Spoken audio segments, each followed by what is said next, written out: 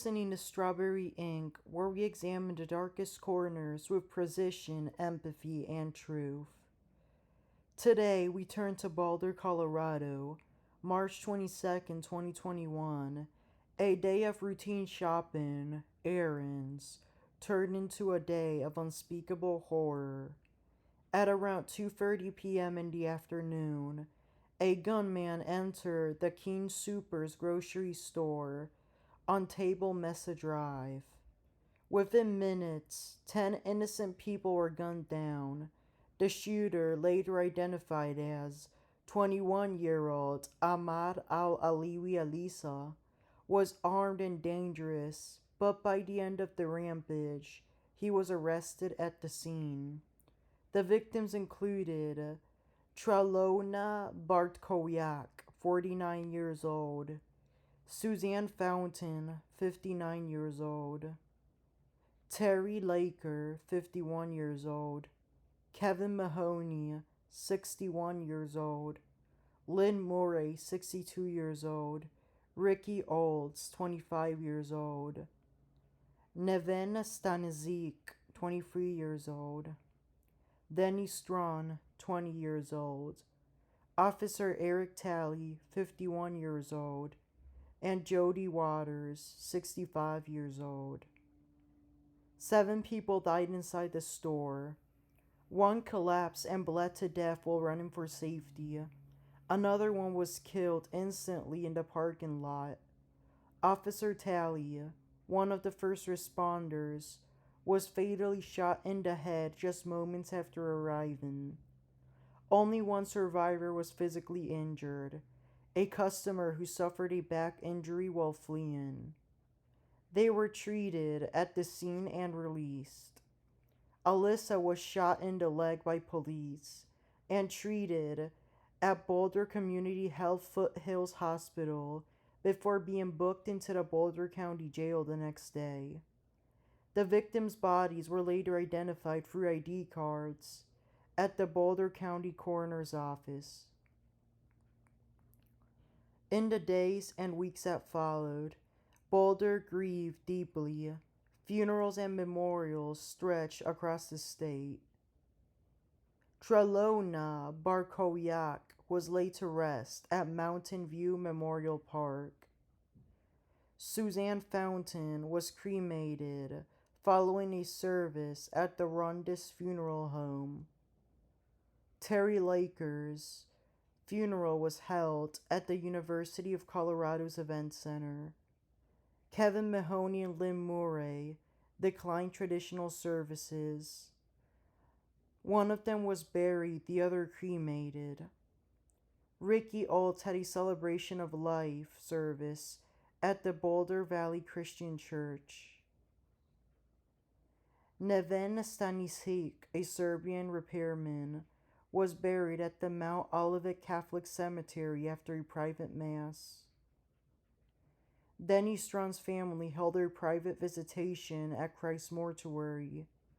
Officer Eric Talley was honored at Flatiron's Community Church and buried in Arapahoe.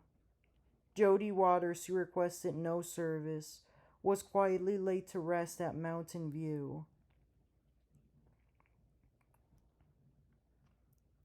Therefore, the ones in charge of these beautiful mortuary services were the Christ Mortuary of Boulder, their Mountain View Memorial Park Cemetery, the Rundis Funeral Home,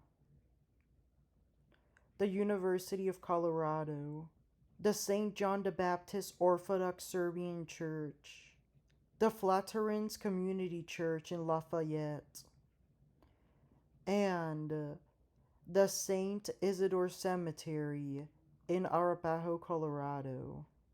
On his first court appearance, Judge Thomas Mulvihill denied Alissa bail and ordered a mental health evaluation at the state hospital in Pueblo. Boulder, Colorado District Attorney Michael Daugherty formally charged him with 55 felonies, 10 counts of first-degree murder, 38 counts of attempted first-degree murder, 1 count of first-degree assault, and 6 counts of illegal weapons possession. Public defender Catherine Harold prepared an insanity defense. At his arraignment, Alissa initially pleaded not guilty, but later, due to a diagnosis of delusional disorder, autism, OCD, and the belief that he was being persecuted for being Muslim, an insanity defense was accepted by Judge Bake. Therefore, Alissa changed his plea to not guilty by reason of insanity.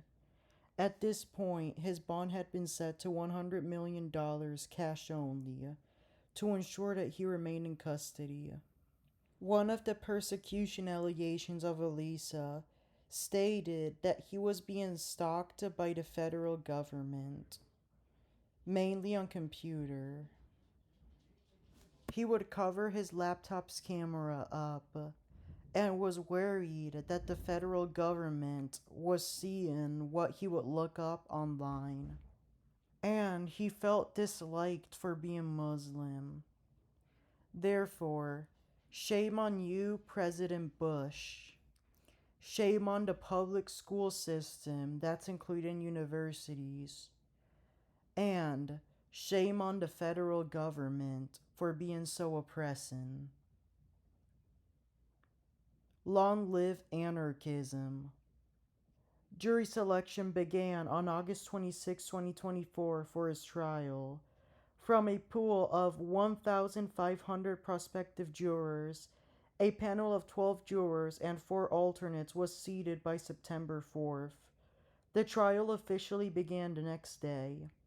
On September 23rd, 2024, the jury found Alissa guilty on all counts. His bond, that was impossible to post, was revoked immediately. Judge Bake handed down immediately a sentence of life in prison without the possibility of parole for each of the 10 murders served consecutively. He was also sentenced to an additional 48 years for each attempted murder count, 27 consecutive, 11 concurrent, 32 consecutive years for the assault charge, 6 years for each of the weapons possession charges. Therefore, with those last consecutive sentences, the total he got was life in prison without parole, plus 1,334 years. Even after the trial, Judge Bake refused to toss the conviction nor allow for a retrial. Alissa has since appealed to a higher court. That appeal remains pending. 10 lives were stolen, a community shattered, but justice, through delayed and careful intervention, was delivered in full. This is Strawberry Inc. I'm Santiago, and thank you for listening. Stay safe, stay curious, and above all, stay compassionate. I am very happy we have a new pope in the Vatican City. I wish Robert the best, Pope Leo as we call him now. Respect people's online privacy. Online privacy meaning IT privacy, that means they look up everything. Respect that. Do not invade others' privacy like that. I'm talking to you, federal government. And before I leave, have a good rest of your day. Down white supremacy and down city police. Fuck 12. Alissa is currently serving his sentence at the San Carlos Correctional Facility in Pueblo, Colorado.